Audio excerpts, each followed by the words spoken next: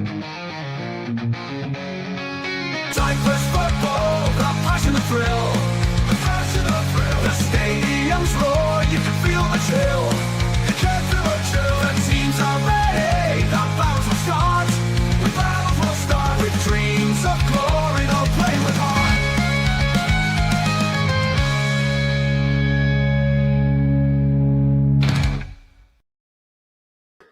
Kalimera, Kalispera, every time you're watching this is Mappa. I'm still. Thasso is here. Good evening, young man. How is one? Good evening. How are you doing? Knackered, mate. Knackered. So forgive me if I yawn a lot. Oh, it's fine. It's fine. As people may be or may not be able to hear, I've got a crooner's voice on me today. I've got a bit of a sore throat, so there may be trouble ahead. I'm knackered. You're ill. Gadishimas, man. Oh, it's gonna be a classic tonight, boys and girls. Ooh, yeah. Yes. There's a lot to go over and a lot that's been thrown our way today. Yeah, breaking news as of like an hour ago as well. Man. So, woo, right. Christ. Honestly, Yeah. Rockax is here. Yeah. Pedro, and Yep. it didn't take long. It did not take long. I said, shall I keep it up? Shall I keep it up? And you said, yeah, let's keep it up and see if anybody notices. And it's there. Yes, it is. You see, this ladder here is I need it to climb up to measure how massive Cyprus is.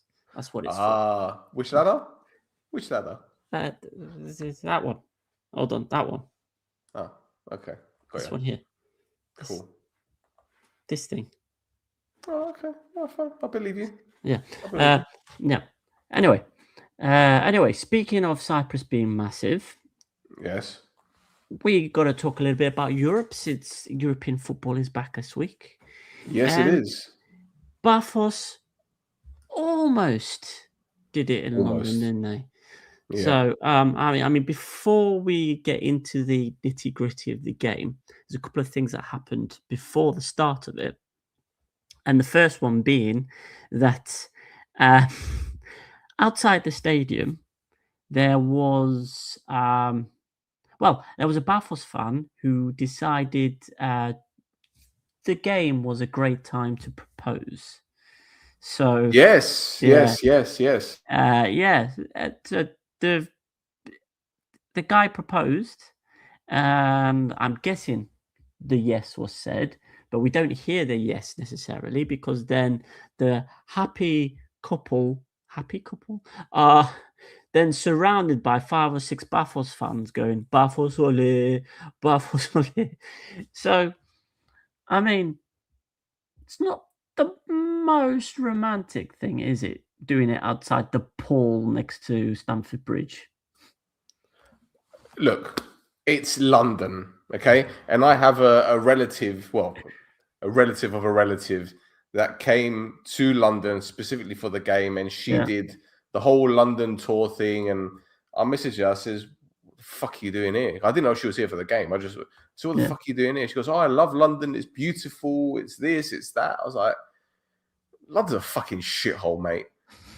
But people think it's romantic. People think it's. I don't understand the fascination. I mean, maybe they haven't seen any stabbings while they've been out here, or any sex workers on the corners, or weirdos asking for change for 20p, specifically 20p.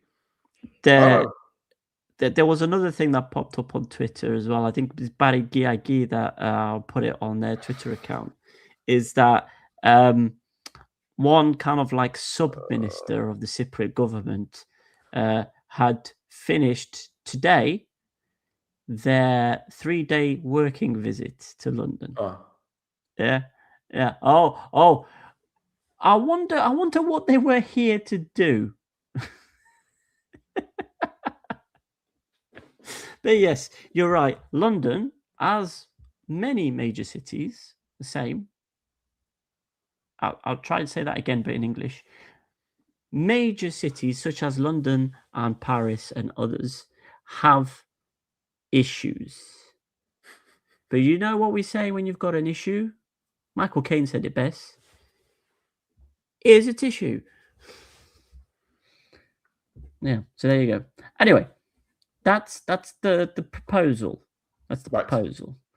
Now, in the stadium, according to agoal.com.cy, there was an Evagoras Palikaridis banner put up by the Bafos fans. No writing or anything. It was just an image of Evagoras, Evagoras' face. And the Stamford Bridge security personnel tore it down following a request from UEFA officials before the match. Now, is it because it's a political banner? What's the deal there? Is it a political banner? I mean, if you're pissed off about a banner with someone's face on it being a political message, what about the badge on the team shirt? Now, we all know Evagoras Balligaridis and kind of the importance he has in Cypriot modern history. But for people who do not know, quick explanation is this was a 17-year-old freedom fighter who, at the age of 15, when the British government decided to organise all these coronation parties for when Queen Elizabeth was crowned, at 15 years old, he climbed a flagpole and tore down the British flag that was put up in his school for celebrating the Queen's coronation. That was strike one. Now, he did a couple of other strikes before he was arrested, tried, and then hung as an adult, even though he was 17. But anyway, Evagoras Balligaridis, almost 70 years on, he's still triggering the English people. Do you know what it is? I don't think it would have happened had Buffon not been doing so well in Europe, because obviously their story has attracted a lot of attention. And Correct. A few people, non-Cypriots, have written about the club's history and the meaning, the symbolism of the badge. And someone at UEFA has gone, oh, wait, it's got to do with politics. Got to do with politics. We've got to take it down. But as you quite rightly said, what are they going to do about the badge? Yeah. Is it going to be like some players that cover gambling sponsors on their shirts because of religious reasons? Are they going to tell Buffer to remove that from their logo? What are they going to do? Tell them to put like a little black bit of masking tape on? I don't know, but either way, it's so stupid. It's a stupid thing. It's a stupid thing. There was no need. No, not at all. Not at all. And I'll tell you what, it would not surprise me if moving forward, they tell Buffer that in Europe they can't play without the badge. Really? Sorry, they can't play with the badge. They can't play with the badge. Really? So the shirts, it wouldn't surprise me if they tell Buffer that they need to wear shirts without the crest on. Or have a different one. That's insane. No, but that's the way the world is now. It's full wokery. It's gone woke. I mean, certain clubs have their nation's flag on the shirts. No, you know what it is? I think they'll tell Buffer to cover the badge if they play in England again. That'll probably be what it is. But the thing is that I don't think English people care about it. I don't think it bothers English people. I know, because you still get there's people that support Tom Skinner and people like that would be like, no, but they wouldn't even know what it is. They wouldn't even know. They wouldn't even do the research to know. They wouldn't. Honestly, they wouldn't. They really wouldn't. The only people that would get offended by it are, the wokies. That's what it is. I'm not going to go into this. Well, I mean, somebody fighting against imperialism is exactly what woke people love. Anyway, we're being distracted Listen, by a if sideshow. if the Buffalo crest had Evagaro's face on and a rainbow in the background, it would be acceptable. And Ruslan, you know I'm right. I mean, it's got blue and yellow, and yeah, it's got blue and yellow in it. So you're what is it? Roy G. Biv. Red and yellow and pink and green, purple and orange and blue. Hold on, Roy G. Biv. So that's that doesn't work out into a smaller fraction. But are you 270? You can't imagine Jaja running onto the pitch going, "Hey, we're here." I mean, have you seen his haircut? Anyway, anyway, we're being sidetracked by the sideshow, and what we need to talk about now is what happened during the game. So the tactics employed by Mr. Albert Salades. There's well, I mean, it was basically harambol with working from the back. So 8, 9, 10 men behind the ball, get the ball from Chelsea in like really deep in your own half, and then try a quick short passing to try and work the ball up the pitch. Now it only worked 2 or 3 times, and especially in the first half. It only worked 2 or 3 times, but when it did, things did end up happening for Bafo. So they had a shot at goal. I think it was Jaja who took the shot, and it hit the post. But the reason it hit the post is because it took a massive deflection of Chelsea captain James's hand. Yes, it was a deflection of his hand. Now, his non-writing hand. Yeah. Now, we've got a still image there. Does that hand look like it's in a natural position? No, not really. No. So it's a penalty. It's a penalty, but doesn't get given. It doesn't get given. Now, a few minutes later, Chelsea win a corner, and the corner comes in, and Dragomir almost catches the ball in his chest, and the referee again doesn't give a penalty. So it was happening both ways. Well, no, but if Buffalo got given that penalty, then chances are they would have scored, and then maybe that wouldn't have happened with Vlad. So I'm not having it. Yeah, but like I say sometimes when the word "if" comes up, is if my Yaya had Archivka, she'd be my Bapu. Or maybe the thing with Reece James is that the ball was too close to the hand. The ball was too close to the hand. That must be what it is. Yeah. Listen, the fact remains, okay? If that happens in the Cyprus League, that's a penalty. It is. Right? But correct. Obviously, for some reason, different countries, different federations, they have different rules when it comes to stuff like this. So on the one hand, pardon the pun, you can argue that it was a penalty, but on the other, it's like, well, is it really? I don't know. I just think Buffalo are hard done by, but at the same time, Chelsea pumped them, to be fair. Chelsea pummeled them. But, there was a lot of players on that pitch that will be very proud of how they performed. Yeah, Anderson just doing a thankless task up front, just chasing after everything. Jaja had a good game, although there was a couple of moments where you were going like, they got to calm it down a little bit. Yeah. Bruno, we don't like to give Bruno his flowers, but he had Garnacho in his pocket all game. Do you know what? That was the battle I was looking forward to watching most, because those two are the biggest shithouses I've ever seen. And just those two trolling each other for 90 minutes. But obviously Bruno had him in his pocket, and then Gittins came on. And of course, Derek.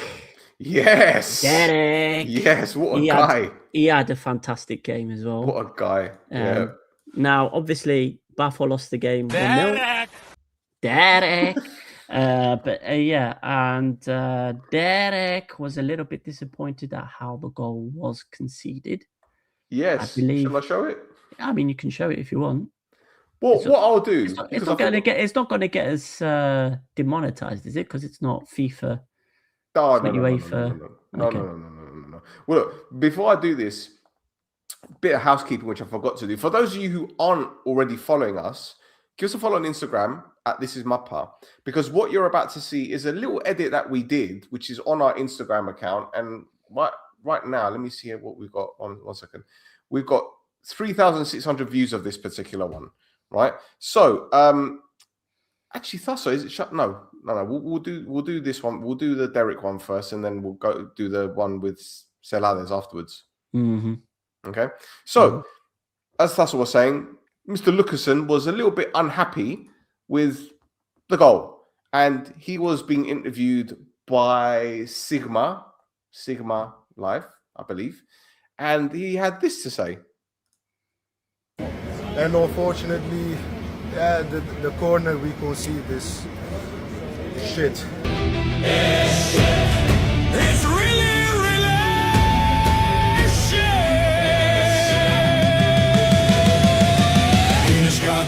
Είναι σκάτα.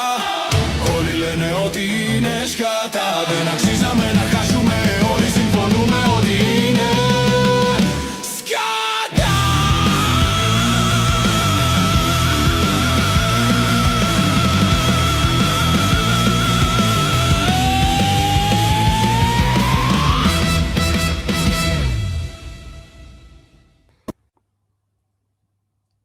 You missed a trick there.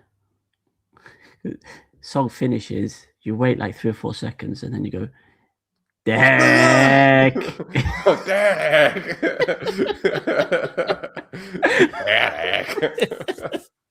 But yes, Derek Lucassen. He's a player, isn't he, Derek Lucassen? And then Bila's obviously playing in a role he wasn't used to. Sunjic as well did fantastic. I can also understand why Celades decided to go with Jay Gorta instead of Mihail in goal, because Mihail wouldn't be able to. I don't think he would be able to keep the composure that Gorta had to play the. And don't forget, Chelsea were whipping in those corners, mate. I don't think he would have had them. They were. Everybody did so well. And in fact, Chelsea scored. So they needed the change of formation, change of tactic, and they did that. And Di Matta wasted a beautiful chance right at the end of the game. Played the ball a bit too softly for his shot, and Sanchez was able to just pluck it from the ground. But yeah, would have been fantastic to get an equaliser in the 92nd minute as well. That would have been amazing. Would have been fantastic. Well, it's not over though. They've still got one more game, and there is a small chance they could get in the 24. Yep. So you just never know. You never know. And it's, when is it? February? Is it February? Or is it the end of this month? I can't remember. Not next week. Because I know the Conference League games are at the beginning of February, so there's still a couple more weeks, and by then they might have their players back. They might be ready. Yeah. So Rock saying it's next week. Next week. Yeah. Oh wow. Okay. So, but Slavia Prague, I haven't got anything to play for because they've already been knocked out. The last game doesn't mean anything for them. So it's a home game against a team who are already knocked out. So in theory, they should give themselves plenty of chances by winning the game. Buffalo's fixtures, they've got IYKYK on Sunday and then Slavia Prague on the Wednesday. Now, do they rest players on Sunday? That's a very good question, isn't it? That is a very good question. Because Luis isn't 100%. I think that they took him for the marketing and the visibility and all that kind of stuff. Goldar's not there. João Correa is he's done. game. He's done for 5 more weeks probably. Yeah. Which we're going to talk about in a bit, but yeah, it's a bit.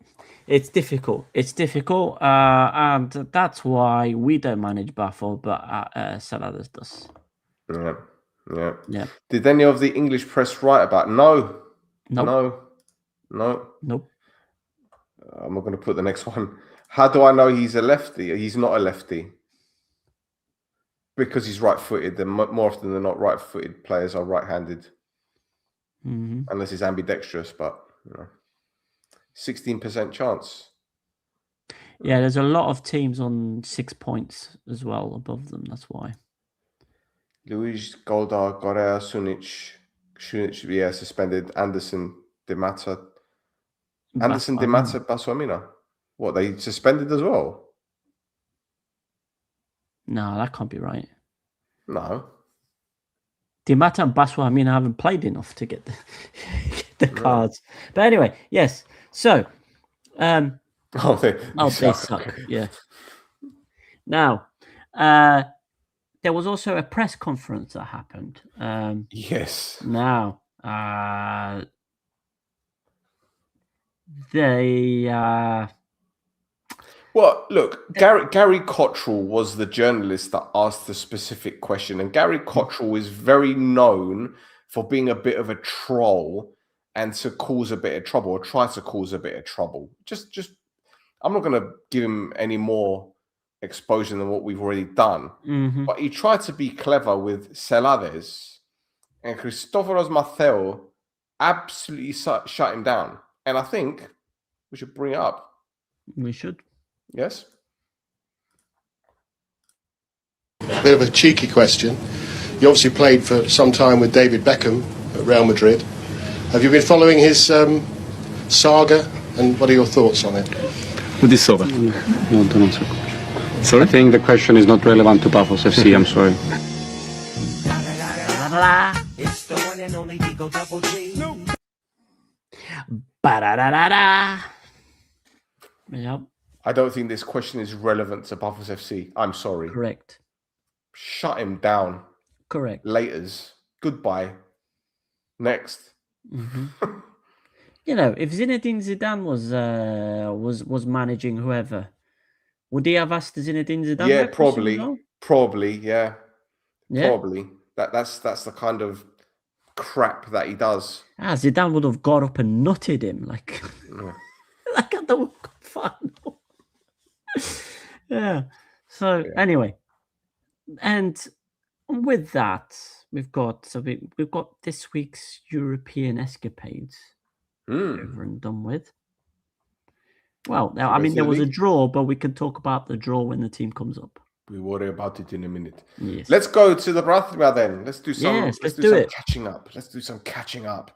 So the first game involves Omonia Aradipo beating Paralimni by 4-1. Paralimni went down to 10 men quite early on in the game through a dangerous horrible challenge from tackle. Paralos. Yeah, that's dangerous. Man. That's dangerous. Then Aradipo were awarded a penalty. Obviously, a VAR check spotted that it was just inside the box. Up stepped Jorginho, and he does what he always does and scores from the spot. But surprise, surprise, Paralimni pulled level through Jordi Ella.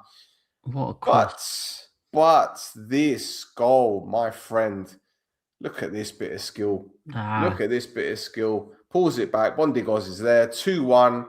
And then it was Telanda to make it 3-1, celebrating with a 6-7. 6-7. And it was wrapped up by Minas Antonio. Final score, Monreal 4, Paralimni 1. Paralimni winless in 18 league games. Some magic spell that was last week, eh? Well, when Ella equalised, I was saying to myself, me too. Maybe. I was looking at it going, oh my God, it's going to work. It's going to work. But yes, nothing, man. Paralimni had almost nothing. Like both teams, just the wing play from both teams in that game was something fantastic. Like that cross from Museliani for Ella to head the ball in. He put it so sweetly on the plate for him, and then you got Jalim Muad'Dib. He's been ridiculous. doing that kind of thing very, very quietly in the background. Yeah. Every time he's played for Omonia Aladipo, he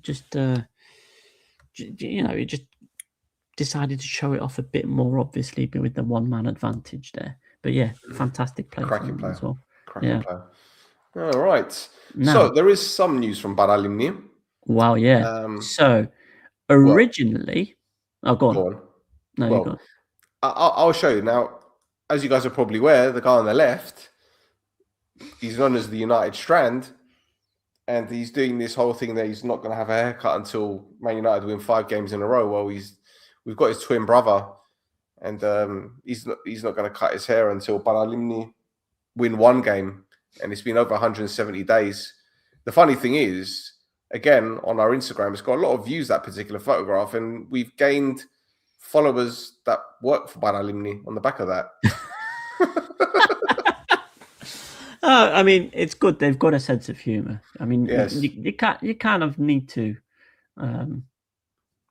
for the situation that they're in. Now, originally, there was only going to be one thing to talk about with Baralimni here, and that was that they got rid of their captain. Their captain for the last 18 months has left. That's Marco Kreins. He's gone to Iraklis in Greece. He's played 49 times with them, providing 5 assists.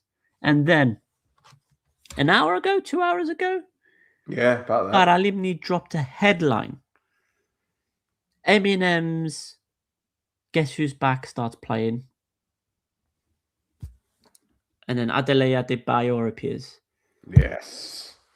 Top goalkeeper. Top goalkeeper. He's back. Now, him leaving Baralimni has been bad for both parties. Obviously, Baralimni, the form they're in, we all know. However, Adebayor went to Greece and signed for Volos. And for some reason, Volos have not been playing him. They only played him 4 games in the cup, and that's it. So, so he's left. He's rejoined Baralimni, and I mean, watching Baralimni isn't boring, but now Adebayor's there's going to be a bit more entertainment on the pitch, because he's a good goalie, but well, put it this way. On FM, his eccentricity rating will be somewhere between 15 and 20. But he made some brilliant saves last season. Brilliant keeper. Yep. So yeah, it's good to see him back. That's right. That's right. Nothing else to discuss in that matter? Not yet. We good? All right. Let's move it on then. So the next game involves Siempre vibra, nadie lo puede negar. Entre humo, bengalas y multas al final, el fútbol nos quema, nos hace cantar. Las gradas arden con fuego y color. Los jueces reparten sanciones sin pudor. Corrupción en la sombra, rumores que van, pero el alma del hincha no se puede comprar. Esto es maldad, pasión sin parar, drama eterno que no va a terminar. Entre risas, escándalos y verdad brutal, el fútbol de Chipre es un carnaval.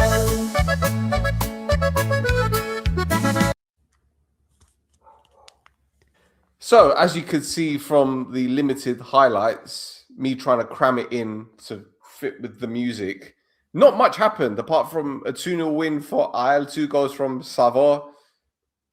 In all fairness, mate, I had one eye on that game and another all over the place because there's other stuff going on.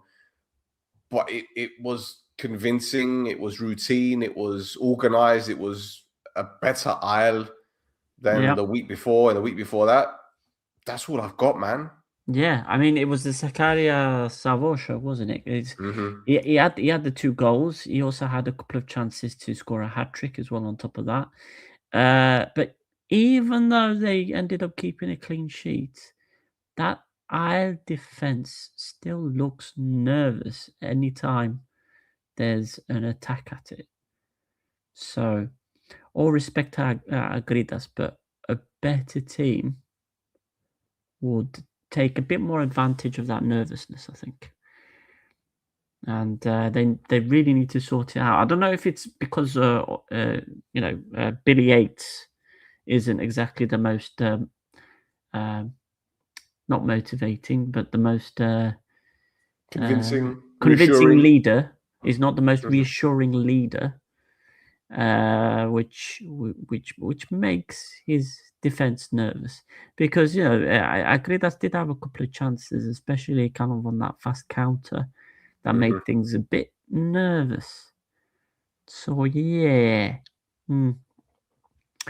Anyway, yeah. Apart from that, there was nothing. That's it.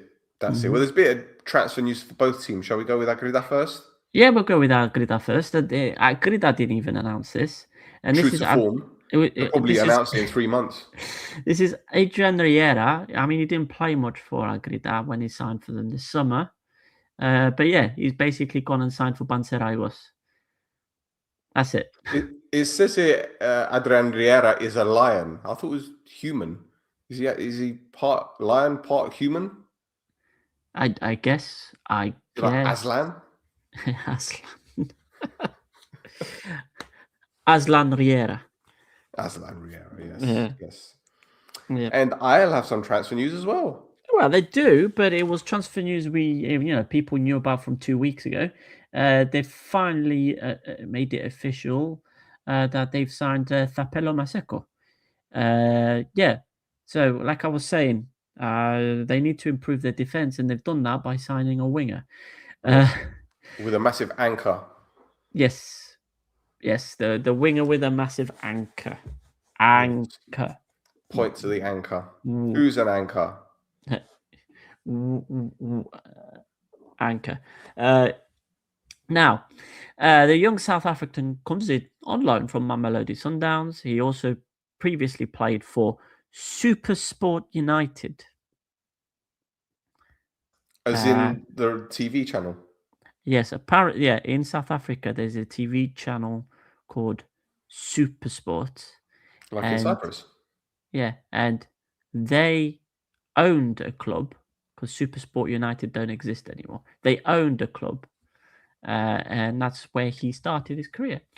Thapelo Maseko has 79 appearances, 7 goals and 3 assists, and he also has 7 appearances for South Africa with a goal to his name as well. Ooh, international. Ooh. So Barudis is going to be getting as many minutes as he was getting at Anorthosis, I think.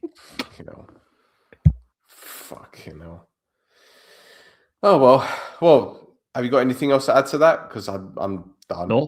No. Okay. Oh, lovely. It's half an hour in, and we're almost done with the review. Fucking hell. Let's go. Next game. That's all. Next game. Next game. Ah, yes. Apollon beats Abor by 2 goals to 1. 2 penalties for Apollon. The first one conceded by I forget his name. Shit. Oh no, I've forgotten his name. Nanu. Yeah, Nanu. And then Thomas scored. Then Vid Belic was sent off for this challenge on Gary Rodriguez. That's a poor first touch, man. That's an Emil Heskey first touch. That is. So yeah, went to VAR. Red card. Down to 10 men. And then Apollon got another penalty. This time Rodriguez was brought down. He decided to step up and put it in the back of the net. I think it was a better penalty than Thomas's one, in my opinion. 2-0 at the time. You're thinking, all right, it's going to be pretty comfortable. Then Morgan, what are you doing? Morgan decided to put in a little bit of a late challenge. That's not a late challenge. He gets the ball. I've watched that like 3 or 4 times. Okay. It's a fair challenge. It's an unfair card, that. Anyway, it is what it is. Leify pulled one back. Abor huffed and puffed, but Apollon held on. the Lozada era continues in fine form. That's all. I'll leave this up to you, my friend. Ah, man, I got. The first half was an absolute disaster for everybody involved. Nano conceding the penalty. Apoel fans went after me for saying that it was such a stupid penalty to concede because it wasn't a penalty. It was a penalty. It was a penalty. Like if you watch the VAR footage, you can see Nano has no control of his legs as he's trying to sprint to catch up with Brendan Thomas. And as Brendan Thomas lifts his foot up, he catches his foot between his legs. And that's why Brendan Thomas goes down. Now, let me just jump in for a second there and do something, say something funny. Brendan Thomas, as he's taking the penalty, he goes to gob one off. He goes to spit, and he messes it up, and it just goes on his chin like that, and he just goes just before he steps up to take the penalty. So the reason why the penalty was a bit crap, I think he was put off by his own spit. Anyway, yeah. Then the stupidest mistakes from Vid Belic is like he seems to get over a mistake that he's done, puts in like 3 or 4 good performances, and then goes and does something like that on repeat, rinse and repeat, again and again and again. I just can't understand why he took such a heavy touch. It wasn't as if the ball was blasted at him. No, the only thing I can think, right, is there's a bit of spin on the pass back, right? You can see the way the ball's bending as it goes to him. And he's gone to kind of stand on it, maybe, to kind of stop it. And instead of standing on it, he's just played it forward. And he's messed it up. But, someone with his quality and his experience shouldn't be doing things like that. Like, if you're worried about what the ball's doing, you just fucking boot it, mate, don't you? Yeah? You just boot it. Anyway, he gets sent off. To no surprise of him, he knew it was coming. When the yellow card came out originally, he was like, huh? And then Menelau, Antonio gets called back to VAR, and as soon as he goes back onto the pitch, he knows the red card's coming, and gives the referee a tap on the pat on the back. Well done, mate, good job, and walks off. Stylianides as well had a nightmare against Gary Rodriguez. Completely did him in. I don't understand how. I think Gary Rodriguez is like 33, 34 years old. I don't understand how a 34-year-old is sprinting past these defenders. But anyway, again, whatever. Anyway, second half, positives. Second half was a much better performance. Gutsagos had some really good chances to score. It was unlucky.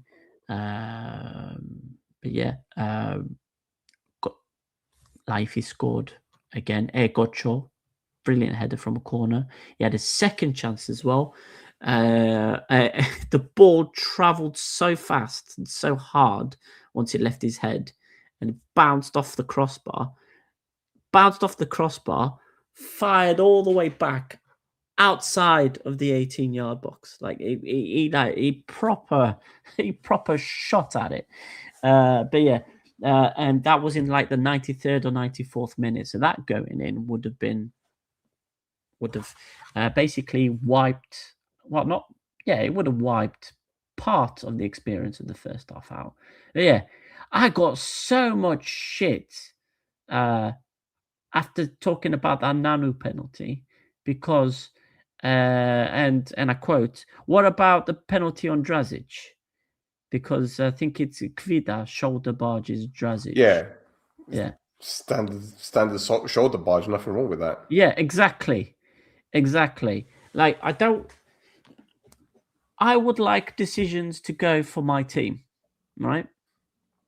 But as somebody who reports on Cypriot football, I have to maintain some kind of Balance, balance, right? But if your impartiality. team behaves as thick as two planks of wood, if the behavior is so fucking stupid, we shouldn't be protecting them because we think the referees had a shit game. No, the players have had a shit game. Firstly, them. Anyway. By the by. 3 points lost, which doesn't bode well going forward. No, it doesn't.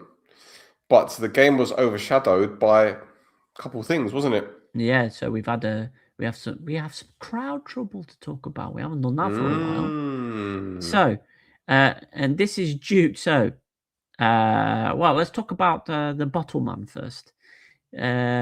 Someone in the Alpha Mera VIP boxes thought it'd be funny and or clever to start goading the Apoel fans, and then he threw a bottle at them from high up in the away end.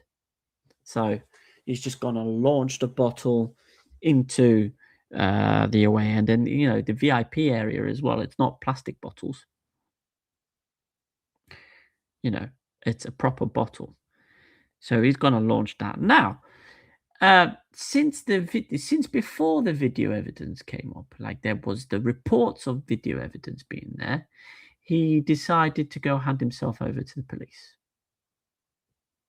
because he knew shit was coming. Well, did he hand himself in because he knew that he was going to get arrested, or did he hand himself in to run away from anything that would have happened to him? Because Cyprus is small. I think it's a bit of both. Mm-hmm. Yes. Mm-hmm. Mm-hmm. Yes. Now, yes. After the game, there was also a bit of weirdness going on, to the point where Eandas came out, didn't he? Yes. The water cannon, the €1 million water cannon that Yes. the police keeps going on about. So yeah, bit of trouble after the game, mostly because despite the security briefing before the game between the two teams, saying that the Apoel fans were going to be kept in the stadium 20 minutes after the end to give a bit of a gap between the home and the away supporters leaving, all the supporters were released from the stadium at the same time. Genius. So obviously some frustrations had boiled over, especially with what was going on with the guy in the VIP area, the perceived slights from the referee, Gary Rodriguez celebrating his penalty in front of the Apoel fans. Mm-hmm. So there was a lot of frustration to be had. Yep. So Eandas got used. Now, some people would argue Eandas got used because the police wanted it to be used, etc., etc. You go through all the conspiracy theories again. Now, obviously, why did the fans get released 20 minutes before they were supposed to? I don't know. These are questions. I don't know. No one's asking. They just reported on it. They just said, "Oh yeah," despite like Bedevinos in his statements said that the club was told that the fans were supposed to wait 20 minutes inside the stadium, and they had no idea why the fans were released at the same time. Well, I think we can guess. Mm-hmm. I mean, my opinion is that they were released early, knowing full well that it would kick off, and the police now have an excuse to say, "Well, you ban the away supporters. Yeah. We told you that." I had to use Eanda. Yeah. We've used 50% of our water budget now, even though it's been raining in Cyprus for God knows how long. Oh yeah, I mean, and we're surrounded by sea. People will see in the Achna game what kind of rain it was. Anyway, now away from the game, away from We've the got game. 2 big things. Yes. One for Abuela, one for Abollo. Now, which one do you want to go for first? Let's go with the Abuela one. Get it over and done with. Okay, yeah. Embargo? What embargo? What embargo? It's no longer embargo. They did it. They paid off. They somehow got hold of Mehri, the Iranian player that they needed to get confirmation from that he's received his payments. They got the confirmation from him that he's received his payments, and therefore that wiped out the last embargo that was on Abuel, which means that they can finally register Mr. Beardy, Milos Dejanek.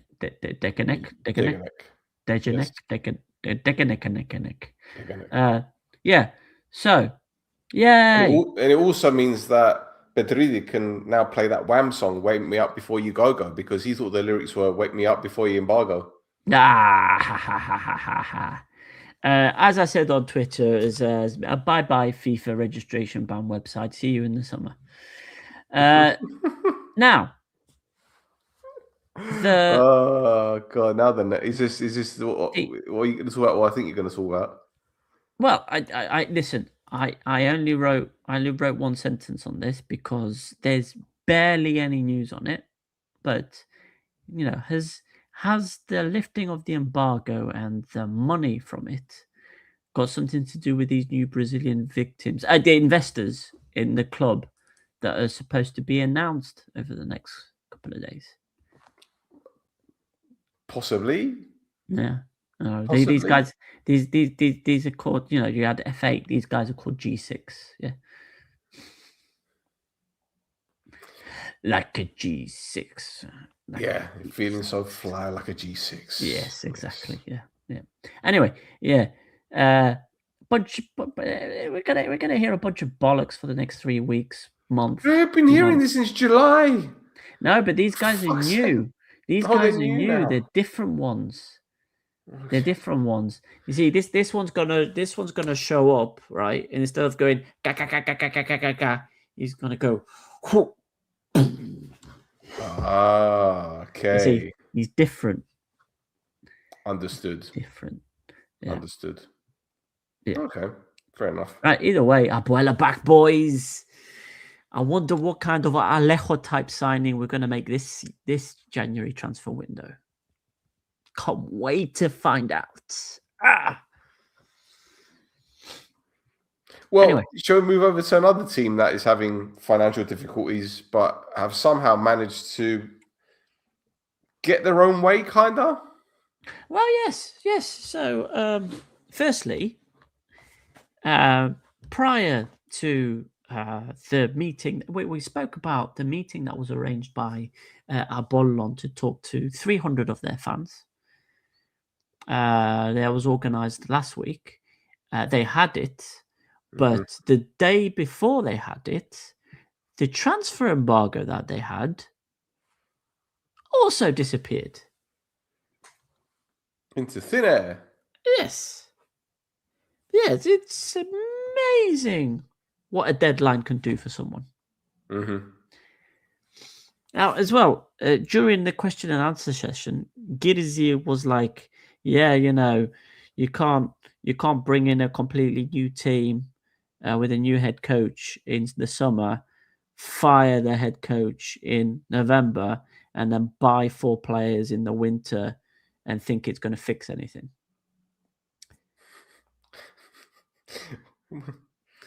Well, haven't you been doing that for a few years, Mr. Girzy? Thank you. But the thing is, as well, I'm thinking he's lining up the thing to be like, we're not going to bring in anybody in January because there's no point. See, this is what happens, boys and girls, when you have too much laser treatment.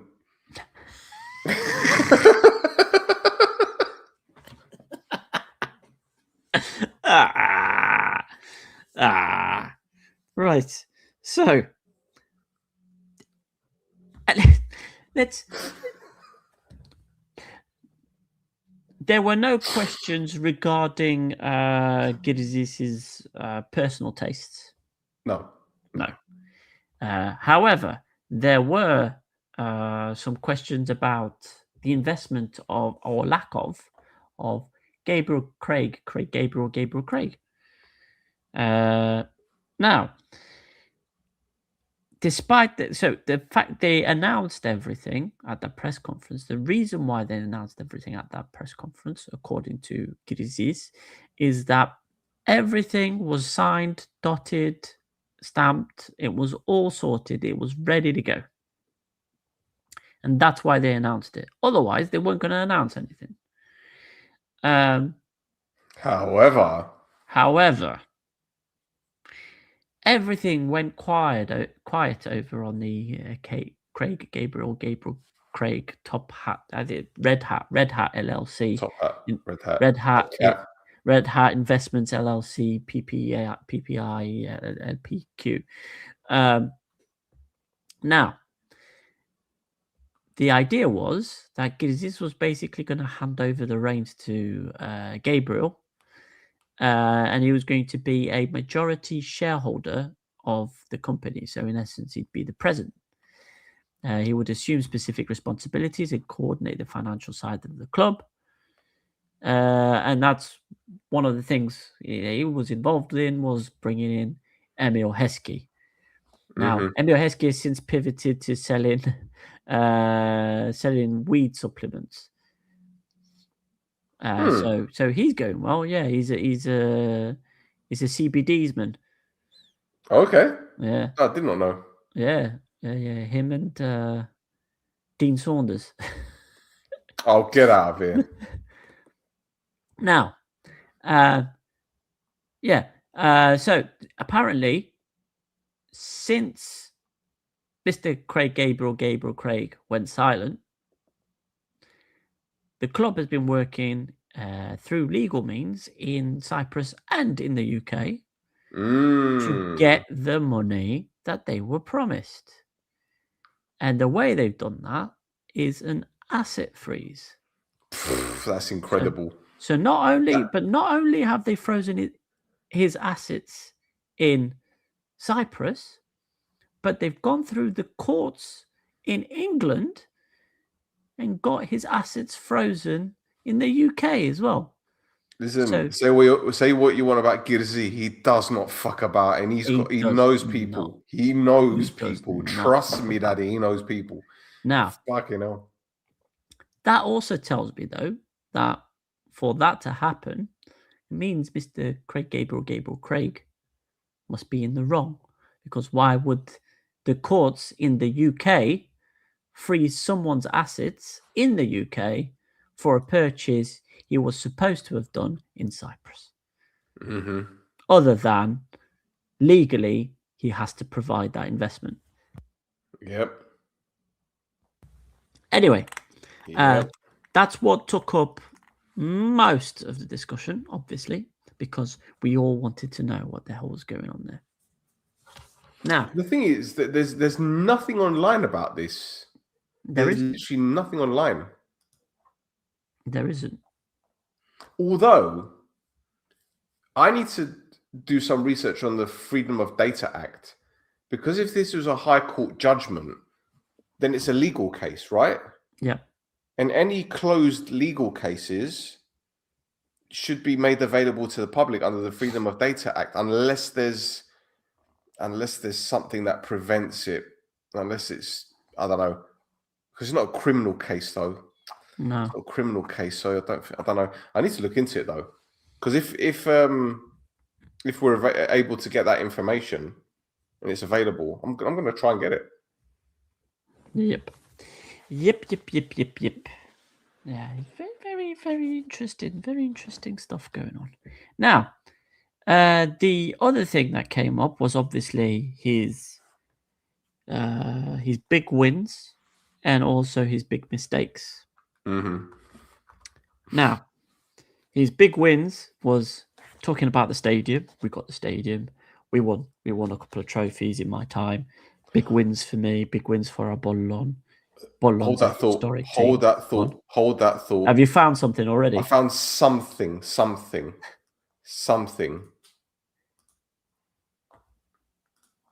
No, 1 minute.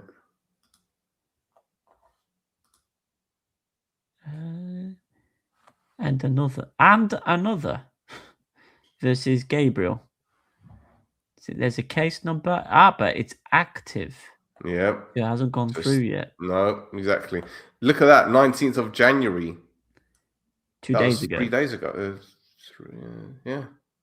That was the 3 days ago. That was Hold on.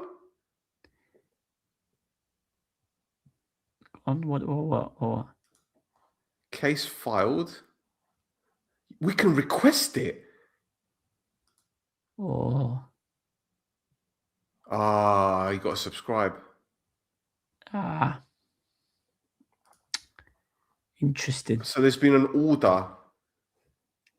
Yeah, so there you go. So that 15th of Jan, that's when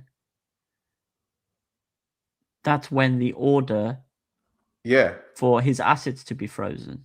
Yeah. Now, I'm going to check Red Hat LLC again. I'm going to check their Instagram account to see if they've posted anything since the 15th of January. Mm-hmm. Oh my God. Guys, we're investigating the case live on air. Live. Hold on. Because Red Hat LLC were posting a load of stuff on Instagram, like once every week or so. You'd see something pop up.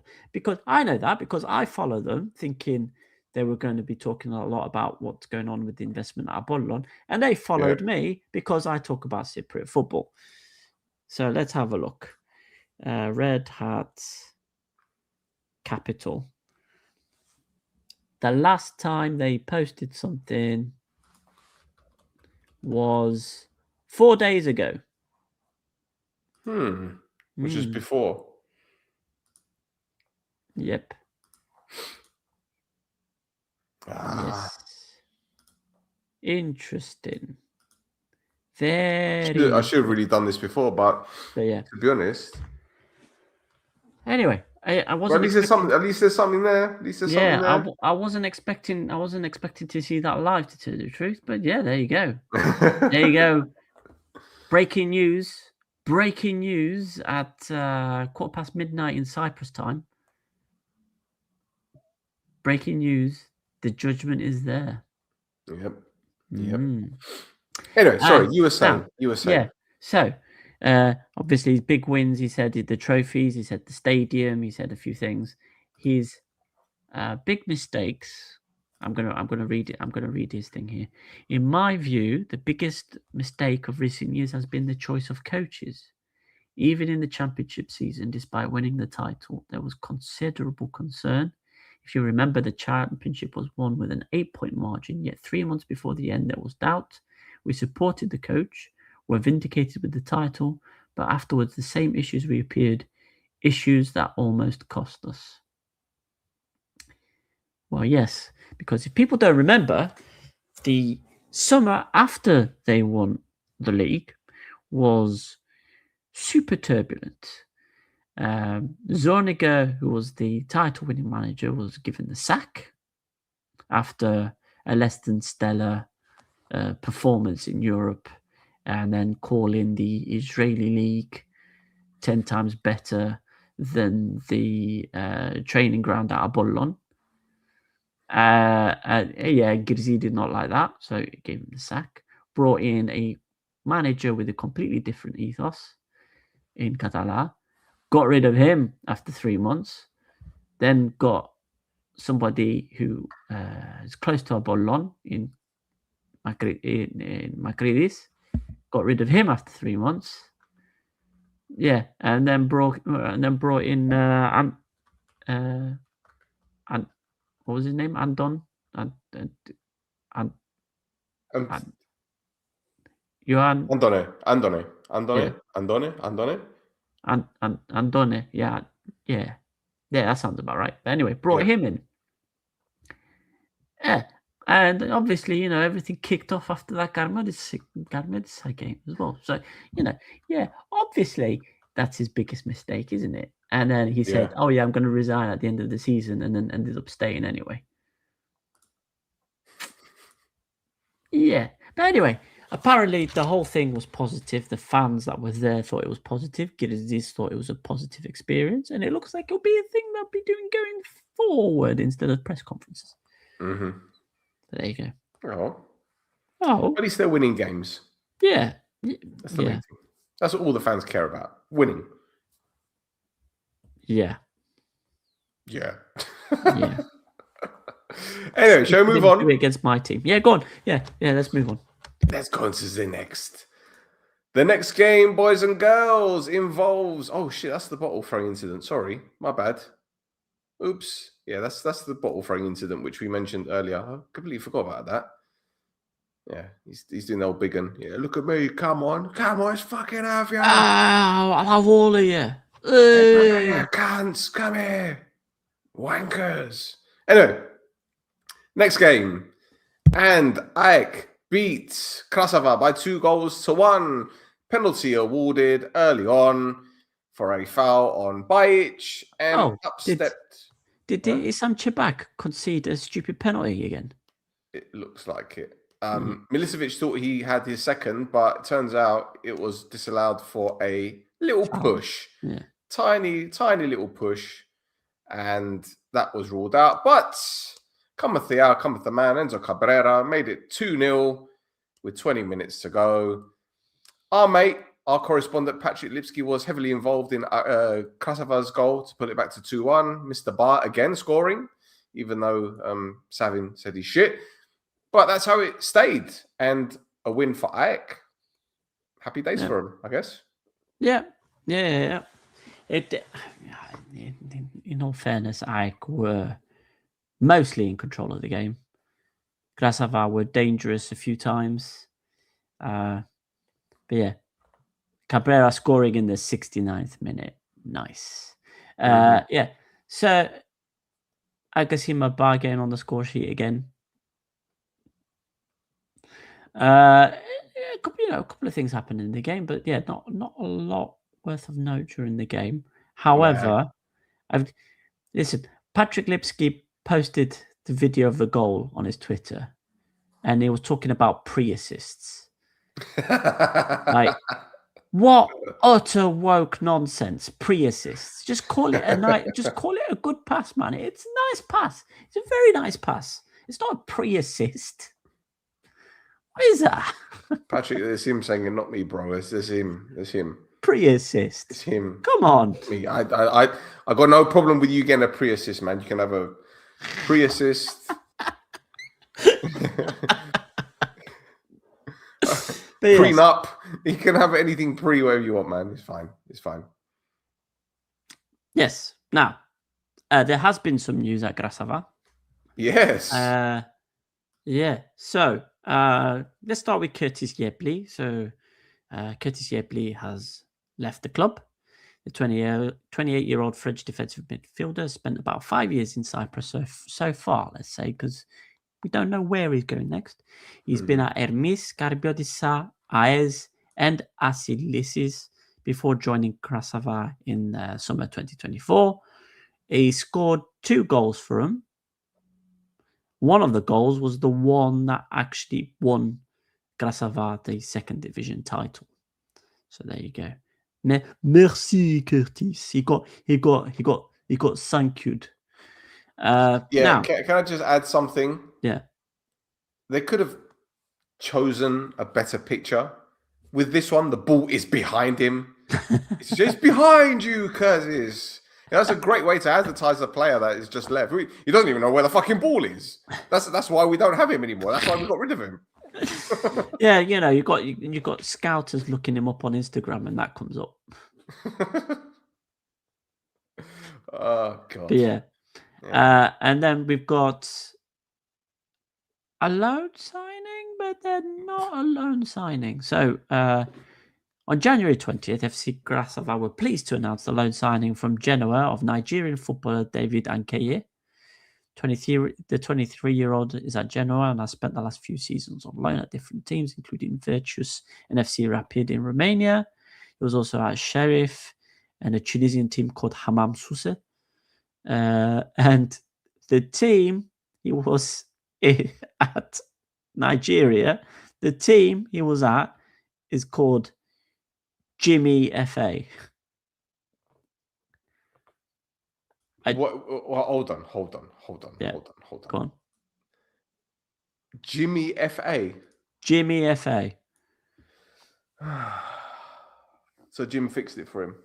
Jim fixed it for him. No, he didn't. Now, He didn't. here's some stats for him. He played 79 games and has scored 15 goals. Nevertheless, all of that has been a massive waste of time for everybody because on the 21st of January, the club had to backtrack on the announcement as he had to go back to Nigeria. Now, obviously, he's going back due to a serious family issue, but just the time frame of all this happening is A little bit iffy. not iffy. I don't want to say amusing because obviously he's going through a serious family issue, but I mean, it is a little bit funny. Yeah. That they announced him and then the day after. The situation involving the club is funny, not the player's personal situation. Yes. Yes. There you go. Yes. Okay. So there you go. Well, this evening, we saw another bombshell, and it came up on Brathlima's website about half an hour before we went live. And according to Brathlyma, Andereggen has agreed to join IYKYK, and it's actually going to be a transfer fee. So he could actually join IYKYK this month, even though apparently he's going to end up going officially in the summer. So I'm assuming that he's going to sign for IYKYK and then stay at IYKYK on loan until the summer. But they've gone and done it again, haven't they? Yeah. It's just fishing for the next IYKYK forward. Yeah, just keep stealing forwards from IYKYK. Yeah, that's right. Yeah. Yeah. So, why can Xavi Roca deal with Gigi and nobody else can?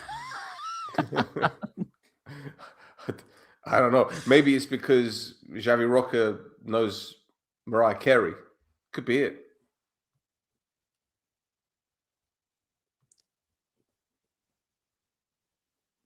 I was waiting for a punchline. He actually knows Mariah Carey. Okay, I'm referring to the video Xavi Roca dropped over Christmas. You didn't see the Christmas video? I did not see the Christmas video. He sat there almost dressed like an elf, and then Mariah Carey calls him. He goes, "Oh, hello, Mariah. Yes, IYKYK are doing well. Yes, you've been watching us. Yes, we've had a very good year." And he starts talking about how great 2025 has been for IYKYK. Okay. I missed this. No. Okay. I missed this. Go on Xavi Roca's Instagram. No. Okay. I will. I'll go have a look. But anyway, yeah. It's a present for himself. I mean, because he signed a new deal, hasn't he, Xavi Roca? He has. Contract extension. So he has. Now, the thing that I thought you were going to mention, which also came up like half an hour before we went live, was Diego. Yes. Diego Doragaray. Yes. Is apparently in talks with Grasava to come back to the Brathlyma. I am so happy. He's going to be back. He's going to be back. I just there's the meme from The Simpsons. There's Marge Simpson holding the potato, and she just goes, "I just think they're neat." That's me. That's me and Diego Doragaray. Like I don't know if somebody wants to Photoshop like a small Diego Doragaray there. And I just think he's neat. Thy will be done. It's gonna happen. You can tell. He is. He's nice. I like a big meaty man up front. Get your head on the ball. Yeah. But that's it. Yeah, that's all the news for IYKYK and Grasava. There you go. Arkana must be getting at least 250k. Yeah. No, probably with bonuses and everything. Okay. If you want to include a sell-on fee. There you go. Anyway, let's move on. We've still got a couple more games left. Crikey. Shit, an hour and 10 minutes. Oh, let's go. Let's fire through this. Let's fire through it. We're getting over the finish line close. Anyway, Ari beat Ethnico by 3-0. 2 goals from Gagulli, 1 from Efhaye. Comfortable win for Ari. Back to winning ways. And there isn't really much else to say about this game. It wasn't great to watch. It was pretty ugly. I'm not going to lie, a lot of Ari's games this season have been dull. They're not the attacking, exciting Ari that we remember under Shpilevsky. They seem a bit more pragmatic, but they won and it was convincing. I've got nothing else. Sorry. I would say, like, you could see it was absolutely pissing it down under Nasagi, and there was the camera angle on the left-hand side as you're watching the game. Every time the camera would go towards that goal, you could see a steady stream of water kind of dropping down from the roof. So that's something that Nasagi and Old Trafford have in common. Yes. But yeah, Aachen are in trouble. They haven't got a single point in their last 10 games. In that time, only Baralimni have scored less and conceded more than them as well. So there's something seriously wrong there. Yeah. Also, 10 games ago was also 2 head coaches ago. That's right. Blimey. So, well, they have moved in the transfer window to plug the gap, haven't they? Defensively, at least. They have. So they've signed a player called Neneko. This is a defensive midfielder. No, he's Colombian. He's a Colombian defensive midfielder that they've signed from a team in Vietnam. So, Neneko, you ready? I'm gonna read some team names, guys. You ready? You ready for this? Here we go. So, the team in Vietnam. Oh, no. And I googled the pronunciation for this. The team in Vietnam is called Song Lam Gian FC. Song Lam Gian. I'm not going to laugh because that sounds pretty normal. Song Lam Gian FC in Vietnam. He's also played at Tigres and Juarez in Mexico, Deportivo Cali and Deportivo Tolima in Colombia, Botafogo and Sport Recife in Brazil, Académico Viseu, Torrense and Feirense. There it is again, Feirense in Portugal. And Al-Kuwa Al-Jawiya in Iraq. Okay. He's been to some places. Yeah. Neneko has been to some places. But yeah, he was last at Song Lam Gian FC. Cool. 251 appearances, 7 goals and 3 assists, mostly in Portugal's second year. Now, there's also been an outgoing, and that is Rodriguinho. He's gone to a team in Brazil called Lugarto. He signed for Ethnikos in the summer and played 14 times, scoring 2 goals for him. Now, over on Ari's side, yes. A little friend over on Polski Transfers has said that Milos Matisic is about to head out on loan to Brookbed Termalica, which is Brookbed Valitsa. Okay. Brookbed Termalica. Okay. Which is the team that has it's the team. So this is a fact from the Sweeper podcast. It's the team in one of Europe's top leagues. It's the team with the smallest population center. Okay. Like their stadium holds like twice the amount of people that actually live in the town that they're from. But yeah. There was a medical apparently scheduled yesterday, but they're still waiting on the confirmation. But the big news coming out of Aris is that Georgi Kvildaya seems to be on the way out. Yes. So, yes. Apparently, he's amenable to going back to Abuel, because Well, some websites say that it's already agreed that he's going. how are Abuel going to pay a €1 million a year salary? Mate, I don't know. I don't know. I really don't know. But he's apparently repaired his relationship with Bedridi, and Okay, fine. I mean, there's more disrespect for Drazic, but other than that, it's a solid signing if we get him. Mm-hmm. You know, we've missed Kvilidaya a lot. So, but then again, you know, he's gotten older. Anyway. I'll move on from that. Yes. And we'll go to the next game. Yes, we shall. We shall indeed. And the next game, boys and girls, shock of the season so far. Olympiago beat Buffalo by 2-0. In fact, Olympiago had 2 goals disallowed offside as well. Now, it wasn't a great night for Buffalo. We saw David Luiz taken off. We saw Goddard being taken off. We saw Correa going off with a hamstring injury.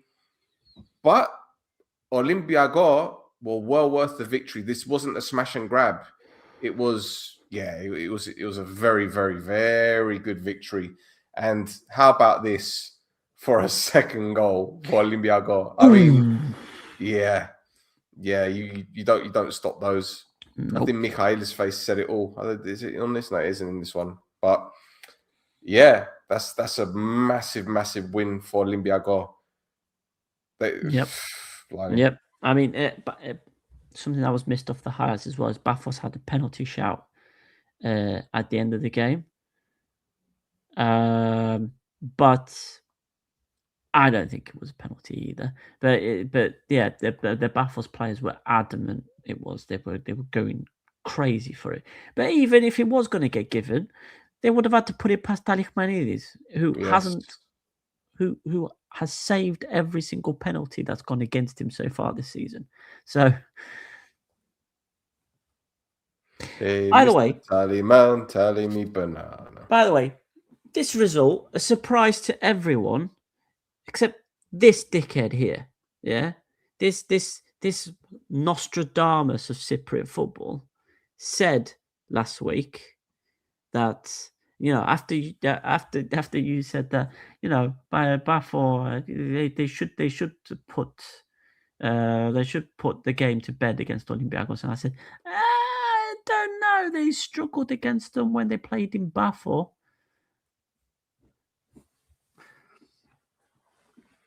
Well, yeah, of course. Listen, I'm not gonna try and dig myself out of this. I'm only to say is that when you've got 2 of your central defenders going off with injuries.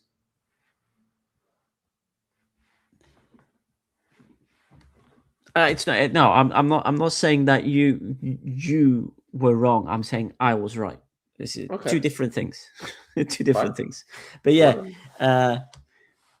Bafor did have 3 injuries. David Luiz came off in the 12th minute as well, which could, you know, obviously, it can affect a team.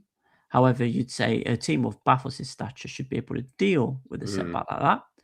But I think as well they had half an eye on the game in midweek. Be that as it may, that defeat has cost them big time.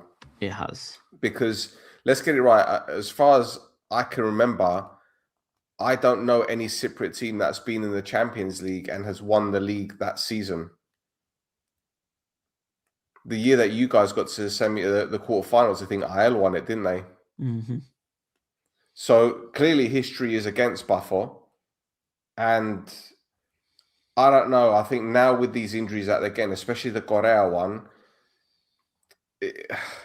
I think a domino effect is about to occur. I think anyway. Yeah. They've had so much good luck with injuries the last 2 to 3 years that when you're seeing players pulling up with hamstring injuries and other muscular injuries, it speaks volumes. David Luiz, all right, his one. I don't remember seeing a challenge that caused the injury. But again, you're talking about a 39-year-old player who has played a lot of games this season. You got Goldar, who went off. Again, innocuous. I don't even know what happened with him. He just went off. Gorel, when he pulled up, straight away, you know he's done. So who's next? I'm looking at that team. I'm like, well, Lucasen had a fantastic game against Chelsea, but he might go next. Vlad, he's played almost every game for the last 3 or 4 years. Yep. He might be next. Mm-hmm. Bruno might even happen to him. It's I don't know. Rocket says it's not like, I mean, when I say luck, I mean, I don't mean like as in they got lucky. I mean, it's just like it's a figure of speech. It's like they got lucky because they didn't get any injuries, not because and you're right, they must have been doing something different. But it's no surprise now that a new head coach has come in and he's been playing this 4-3-3 system, and now they're picking up these injuries. It could be a coincidence, but I don't know, man. I just think that this is not a good time for Buffer. It really isn't a good time. Nope. Anyway. Anything else to add? Nope, not from me. No. Shall we do the last game then? We can do the last game. Okay, final game, boys and girls, and it was the derby at the Gazibi. Omonia beating Anorthosis by 2-0. Aguzul went off injured because Vukic stamped on him. Then Anorthosis wanted the penalty. Sorry, don't know what you're fucking crying about. Ryan Mayer gave Omonia the lead. And then Tankovic scored the second from the penalty spot. Koulibaly was taken out by the goalkeeper. Apparently, Anorthosis fans reckon that wasn't a foul. I mean, what do you need to do? Like, decapitate the guy? Tankovic took the penalty. Kallstrom saved it. Bounced back to Tankovic. Put in the back of the net. 2-0 Omonia. Well-deserved victory. Second half, we weren't particularly great, but we should have had 3 or 4 in the first half. Unfortunately, the game again is being marred by off-the-field stuff because Anorthosis decided to, well, throw their toys out the pram. Sorry, George. Sorry. 11 incidents. 11. That was right. I saw that. They said according that to there were their statement, 11 incidents that they decided to report the referee for. Well, what 11? The penalty? It was a penalty. The Sensi one, which Sensi's boot was high. Yeah, in fact, should be a free kick to Omonia. The Ryan Mayer goal. Were they complaining it was offside? Yeah, they were saying it was well. Even though you can see in the fucking VAR screen that Mayer is behind whoever takes the shot originally.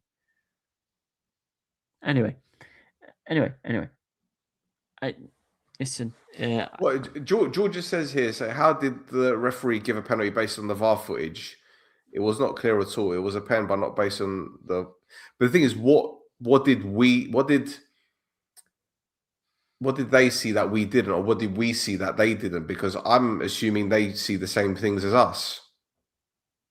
Mm-hmm. Unless they've got extra cameras that we don't know about, but I highly doubt it. Well, you say that, but there was that thing that happened with Apoel versus Doxa a couple of seasons ago when Asante. Yeah. And then they were like, well, we got this camera angle. Why didn't you look at this camera angle? And then you can actually see, the goal should not have counted because of what was being said. So, and maybe, I don't know. But 11 incidents. It's a fucking joke. Now, who was referee at the game? Someone was a referee. You know who the referee was. You want me to bring it up, don't you? I do want you to bring it up, yeah. Well, guys, again, if you're not already on Instagram, you need to follow us at This Is Mappa, because, as I said, we do some really cool edits. And this one has got about 25,000 views already. I'll bring it up. Δένω τα κορδόνια μου όμορφα, τα κορδόνια μου, τα κορδόνια μου. Κάνω έναν ωραίο φιόγκο, φιόγκο, φιόγκο. Με βλέπεις να δένω τα κορδόνια μου, με βλέπεις τα κορδόνια μου. Έλα εδώ, τώρα φύγε. Έλα εδώ, τώρα φύγε. Έλα εδώ, τώρα φύγε. Έλα εδώ, έλα εδώ, τώρα φύγε. Κάνω τετράγωνα στον αέρα, στον αέρα. Τετράγωνα, τετράγωνα στον αέρα. Τι ώρα είναι, τι ώρα είναι, τι ώρα είναι. Ώρα να φύγουμε, ώρα, ώρα. Ώρα να φύγουμε. Σφυρίζω τη σφυρίχτρα μου, κοιτάζω επίμονα. Έλα εδώ, τώρα φύγε. Τετράγωνα στον αέρα. Έλα εδώ, τώρα φύγε. And I think that was the Greek seer. Definitely the Greek seer. Yes, yeah, beautiful, beautiful. Yeah. That's one for the clubs. That is one Yes. for the clubs. 100%. I've got the full version if anyone wants it. It's fine. Ah, beautiful. There's other bits as well actually don't put in, but you get the gist. Yes. Now, Theoli. Theoli, the meme king. He's the king of the memes, Theoli. King of memes. Now, there has been some Theo news meme. of, right? Theo meme. Now we got a crap load of news from both teams. Oh God. Let's do our orthodoxy first. So Yes. the big thing that they've got is Stefano Sensi has signed a new contract until 2027. They were able to get the contract sorted very quickly after. If you believe the Gaffene talk, that a sponsor has agreed to pay his salary until then. So that's an interesting one. Yes, and if you know who the sponsor is and you know who the CEO of that alleged sponsor is, you'll know that they're very heavily linked with the club. So I'm not saying anything else. I'm leaving it at that. Yes. And there's an outgoing as well. Is Fran Garcia. For people who don't remember Fran Garcia, he signed in the summer of 2023. And then played a few games and then did his ACL in. Really bad. Now he's 33 years old. The Spanish right back has been signed by a team called Torremolinos in Spain. Yes.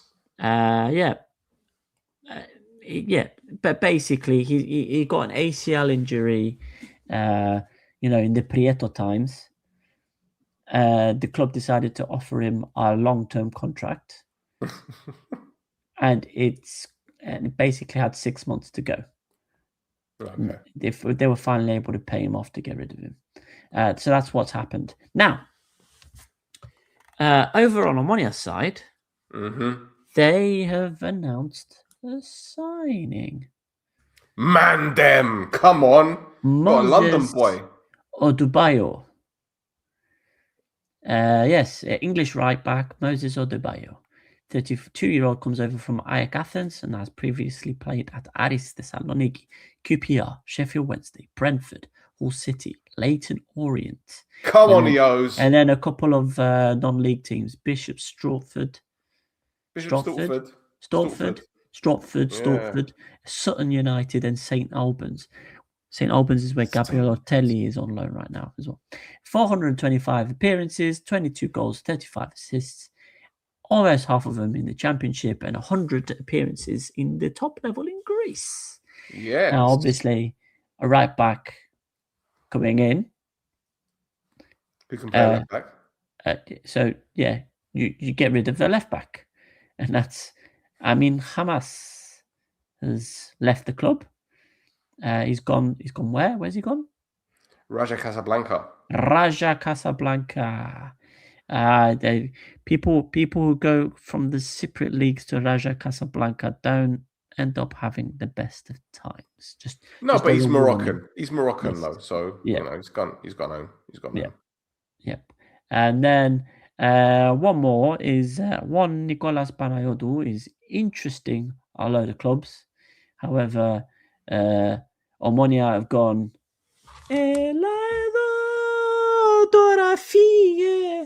Not entertaining any offers for him until at least the summer. There you go. There you go. Oh, one more thing. Conference League playoff draw happened as well in the last week, and Omonia have drawn the Croatians Rijeka. In the That'd be Conference a League tasty game. Yes, That'd be a very, very good game, I think. Well, 2 legs anyway. Yeah. Good games. Rijeka apparently. I've liked that they got Omonia as well. They agree on the outlook for those 2 games.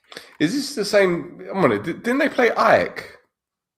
Did they play IYKYK? Rijeka. Sounds right. I used to double check. That sounds right. But yeah, and Yeah, they played in November, 0-0. and that's the Brodaflima for a week. Well, we still got the league table, so I'll let you do that. Here we go. I can hear you say who's top and by how many points. Tasso, say it. So Talk dirty to me.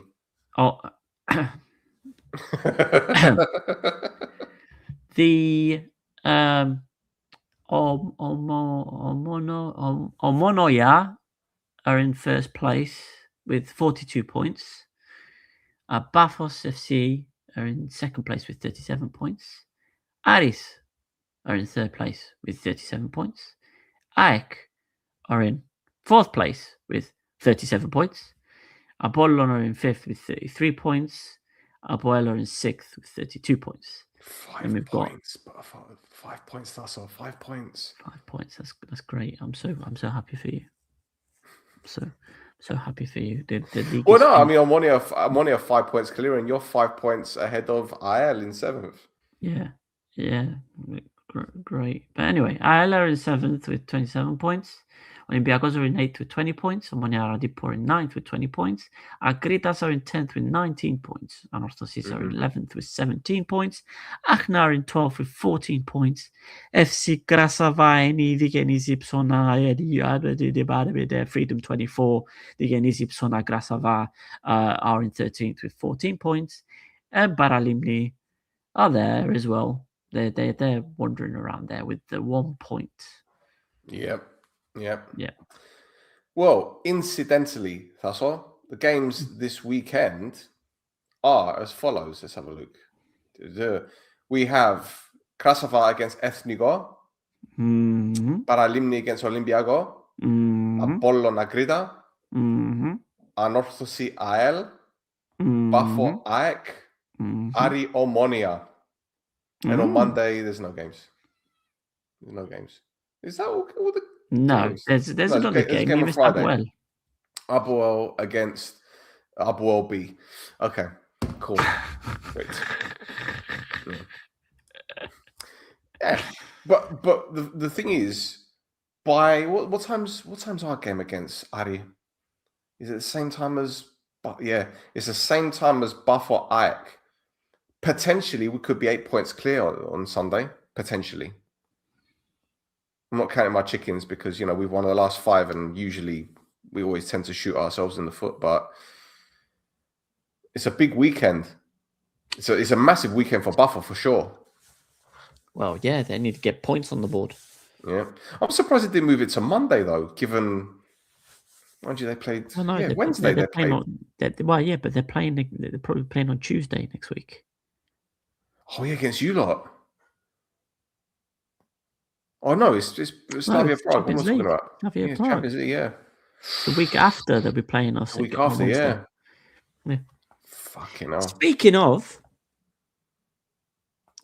of Wednesday games, Yes. there was a couple of Wednesday games. Yes, I didn't get the clips, but you know, you No, can... I mean we don't normally do the clips for the cup games, but yeah, I'll beat Iris 1-0 with a Sergio Conceição goal from the penalty spot right at the death. And the Nea Salamina de Yenis game, which is why there's a guaranteed second division team in the quarterfinals, finished on penalties with a Yenis Morfu win after the game finished 2-2 after extra time. So Nea Salamina had a player sent off in the 63rd minute, but it was already 1-1 at that point with a goal from Mika Borges for Salamina and Konstantinos Nisis for the Yenis. Mateja Bajunovic put the Yenis in the lead before Salamina clawed one back with 17-year-old Savas Kondopoulos in the 88th minute. But the Yenis won the shootout 4-3. Yep. And they're top of Group B at the moment, so they've got nothing to play for. It wouldn't surprise me if, you know, they really give it their all in the quarterfinals, whoever they get drawn against. Why not? Well, who's left? Omonia, Aboel, Yep. Dingenis, Morfu, Yep. Buffo. Olympia. No, Omonia Radipo still in it as well. Yep, Omonia It's Buffo's still in it, yeah? Yeah. That's 5. Is Paralimni still in it? AL. Paralimni. Yes, Paralimni, they're not that Ethnigo. And there's one more. Well, you know, if they get an Omonia Radipo or a Paralimni or something like that, then Bollon, yeah. Apollon, yes, of That's course. better, Of course. yeah. But yeah, if they get an Omonia Radipo or a Paralimni, Yes. imagine a second division team in the semis. That would be fucking brilliant. That would be brilliant. It'd be like the year that Abob Guineas Bayas won it, yeah. Ah, okay. One minute. Who are they now? They're FC Gamas Mandrias Beya. Oh, okay. Yeah. Anyway, some more not Beya, transfer. though. Not Beya. They're not Beya. No. Now we've got some more transfer news. This is some international transfer news. Yeah. This is It's random. This is Roel Sotirio, and he's Yeah. left Bristol Rovers. He's actually moving closer to Cyprus. He's going to Israeli side Hapoel Jerusalem. Now, since signing for Bristol Rovers in summer 24, he played 61 times and he's scoring 6 and assisted 3. Prior to that, at Leyton Orient, he played 172 times, scoring 38 and assisting 12 goals. Now, in the announcement of the transfer on the Bristol Rovers side, he got quite a bit of stick from the Bristol Rovers fans as they deemed the performances for the club to be subpar. Now, I will say as well, he's been very unlucky with the injuries at Bristol Rovers. So hopefully this move kickstarts everything again for him and he can force himself into Agis Express's thoughts. It's a random one. It is really random, isn't it? Who is it again? Hapoel Jerusalem. Hapoel Jerusalem. Okay, they're 5th in the table, man. Fucking hell, they're 5th in the table. Yeah, but there's a big gap, I think, between the top 2 and then the rest. I mean, Beitar on 45 points. Hapoel Beershevas are 42 points. I mean, there's only 4 points between them and 3rd place. But yeah. So you know, it's an interesting move. Obviously, if anybody wants to know how he gets on, at Flares and Gaffes for all your Roel Sotirio news. I really need to start to learn Hebrew. Don't tell my parents. But yeah. But that was the random one for today. This week, it was a very random one. Yeah, I'm trying to see who they got in their squad. Hapoel Jerusalem. Trying to It's see a very what players random they got in the squad. Hang about. Let's have a look. Have they got any? Hold on. So I'm just being nosy at the moment. Hold on. They've got a few African players. They've got a couple of Spaniards, Argentinians. Yeah, but he's the only Brit. The rest of them are foreign players, and obviously Israelis. But it's just random, really random. It is. It is, but you know, you get it's something new, isn't it? Yeah, true. Then again, I'm just checking again. I'm just being a bit nosy. What about his agent? Have they got any players that are in Israel? No. Most of them are abroad or in the UK. It's random. Anyway, whatever. But yeah, that's a random one. Good luck, Ruel. Good luck. Good luck to Ruel. Now, one more thing. Well, there's two more things. I don't know if Two more things. there's Go on. the pass corner. We have a pass corner. Oh yes, we got a pass corner. I forgot about that. Shit. yes. This is Sorry. Joanna. This is Joanna Butler Williams. Yes, sorry. She provided PASP with a video statement stating the help that she got from PASP after a club, which she refused to name in the video, approached her for a contract. And then she came to Cyprus. She signed the dotted line. She was about to start playing for them. And then the club turned around and said, actually, no, never mind. We can't do it. Off you go. And kind of left her in the lurch. Mm-hmm. Now, good thing is, PASP, she got hold of PASP, discussed the situation with them. And I believe there's been a positive resolution to the situation. Now, however, despite her not naming the club and despite PASP not naming the club, Mr. Stell knows who the club is. Now, you stated it on Twitter already. I don't know if you've been told off for saying who it is. No, not at all. And the reason I know this is because someone had them on their LinkedIn profile. There you go.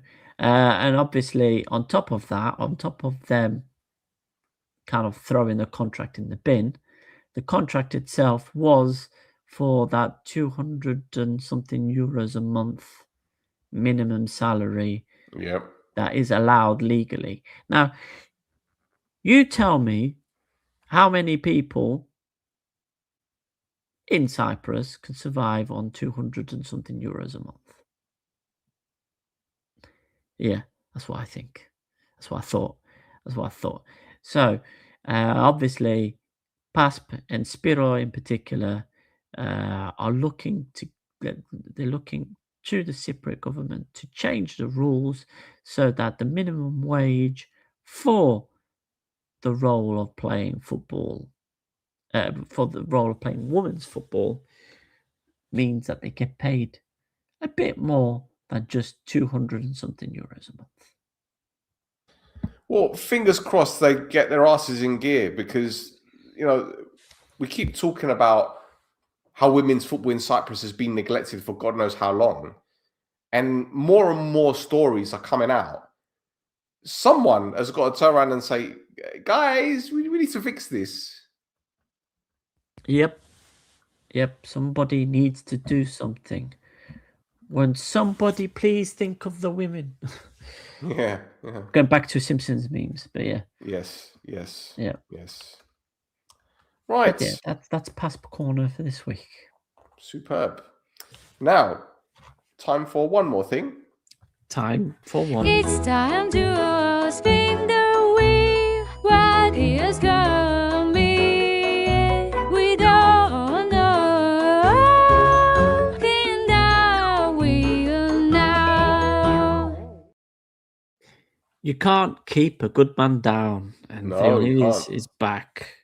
for another week, despite Isle's protestations. Now, what I've done in this week's notes is I've put notes specifically for me to find the specific cases to talk about. So Okay. there's one here specifically for your Monia fans out there, and Yay! that is Curtis Jr. You remember him? Remember Yes. Curtis Jr.? So he was sent off in the Mappa versus Two Monia Two Furious game. And he was sent off for hitting an opposing football player out of phase. And what he did was he stood on the player's hip as he was down on the floor. Nice. Yeah. Nice. And he got a fine for that. I just thought it was funny that, there's an Omonia player on loan to Mappa who's attacking two Omonia Two Furious players. But yeah. Now, the next thing I've got here is IYKYK goalkeeping coach twice, and then the BAIK under 14s coaches. So, this is the story of Thrasivoulos Goniodis, is the IYKYK goalkeeping coach. Okay. So, he has been given a penalty of disqualification until he renews his license, because for 2 separate games, he was sat on the bench because even though his UEFA goalkeeping B license has expired since 31st of the 12th, 2025, and he hasn't renewed it. So he sat on the bench for the Abuel Cup game and again for another game that they had. Yeah. Now, I mean, there's bending the rules, and there's just, it's like what is that Olympic sport? They got that fucking high jump. No, what's it called? Pole vault. They got that pole vault, of course. Yeah. Where the pole just bends like that. I mean, this is just like a pretzel. Yeah. I mean, pretty much. Yeah, that's exactly it. And he's been caught out twice for not having. Twice? Yeah. Nice. And both times the punishment has been you're banned until you renew your license. Now, the BAIK coach and assistant coach for the under 14s, this is Polikarpos Savas. Okay. And Leondios Hagipetru. Now, they were listed as coach and assistant coach, even though neither of them has a license to do the job for the BAIK under 14s team. That is great. It's like a taxi driver driving, but not having a driving license. Yeah. Now, what do you think their ban was? I don't know. I don't know. I'm guessing it's probably like a 6-month ban. 4 games. I love it. 4 I love games. it. Can you imagine? You're a taxi driver. You crash your car, and they just sort of say, "It's all right. I'm just gonna give you 2 weeks off driving." Yeah. Whereas the guy who's actually qualified, but just needs to renew his license, he's banned until that license is renewed. Really, man. Honestly, honestly. Time to spin the wheel, man. And you know what? We sat here last week saying we feel so sorry for the guy. We don't want him to go. It'd be the end of Rionides. Ayala being a little bit harsh with the legal threat, and you see shit like this. You're like, bro, you're not helping yourself. He's not helping himself. You ain't helping yourself. Oh God. Here's some more stuff, right? You've got, this is in the 3rd division, right? This is between Aen, Agios Georgios Vrysoulos Acheridon. Okay. Right? And Ormithkia. Both teams have been fined.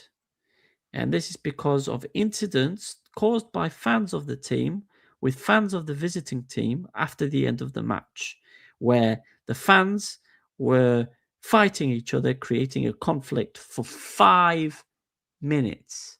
Oh, Like, just a 5. but 5 minutes. Like, he recorded the amount of time that they were fighting each other. That's what the match observer's for, isn't it? But Jesus Christ, right? 5 minutes. Like, the amount of damage that they could have caused to each other in 5 minutes. Yeah, UFC fights, the rounds are only 3 minutes each, right? Yeah. So 5 minutes. Windmilling. That's a carnage. Flipping But hell. yeah. Fines for both teams. Yes. Well, it's not going to be anything else, is it? No. I mean, what are you going to do? Behind closed doors? Is what we're going to do? No. No, apparently no. Not for them. No. Oh, well. Oh, well. Are we done? We're done. Fuck it out. It's time to spin the wheel. What is coming? We don't know. Spin the wheel now. And that's it for another episode. Thank you, everyone, for tuning in. Thank you for your support. Don't forget to give us a follow on X and Insta at This Is Mappa. Follow Thasso at Flares Cafes. Thasso's going to be doing more write-ups. He's done one on Evagora of Buffer, which is on our website, nc-network.com. Thasso, thank you so much for joining me. Always a pleasure. Never a chore. Thank you, sir. Thank you, sir. Now, έλα εδώ. Τώρα φύγε. And that's it. Thank you, everyone, for tuning in. And Thasso, I have a little surprise for you. Oh, you don't. I do. Oh, I'm ready. I do indeed. There's a ladder in the background, leaning slightly to the right. No one knows what it's doing there, but it's been there every night. Mike is on, levels peaking, Cyprus football on his mind. The ladder doesn't say a word, but it's judging all the time. He's talking about a Paphos fan before Chelsea under lights, down on one knee, ringing hand, timing absolutely leads. Love in Europe, tears and cheers, no VRR checks, something else. The ladder stays completely still, like yeah mate, love helps. Yeah, then Paralimni lose again, 18 games, still no win. Hope packed up around Christmas, never really checked back in. Yeah. He sighs, rubs eyes, checks the table, does the math, then does it twice. The ladder creaks a little bit, like relegation's not that nice. And now Paphos change the club crest, added rainbows, very bold. To be modern, clean, acceptable, rebrand dreams carefully so. He squints, pause, chooses words, political, but football first. The ladder leans a touch more left, like, mate, I prefer the old one. Suddenly another April lost, volume jumps, calm is gone, hands in air, chair moves back, rant mode very much on. He's angry at the refs, the squad, the universe, the past. The ladder doesn't flinch at all. It's seen worse, it'll last. Then breaking news, tone, serious face. We found the case, it's finally here. BL 2025, double open 5 and 7. Legal trouble, crystal clear. He leans in close, voice goes low. This one's not for jokes or laughs. The ladder stands respectfully, like, yep, this one's fast. And somewhere back at the beginning, he reminds you calm and proud. I did say Olympiacos would beat Paphos, not shouting, just aloud. Prediction landed, nailed it clean. No victory lap, just grace. The ladder stays right where it is, still stealing half the frame.